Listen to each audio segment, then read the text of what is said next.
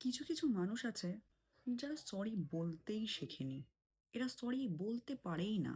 এরা আপনার মাথায় পেছনে সব জায়গায় আগুন ধরিয়ে দেবে আর তারপরের দিন আপনাকে হঠাৎই রিল পাঠাতে থাকবে, নর্মাল টেক্সট মেসেজ করতে থাকবে, এমন ভাব করবে যে কিছুই হয়নি।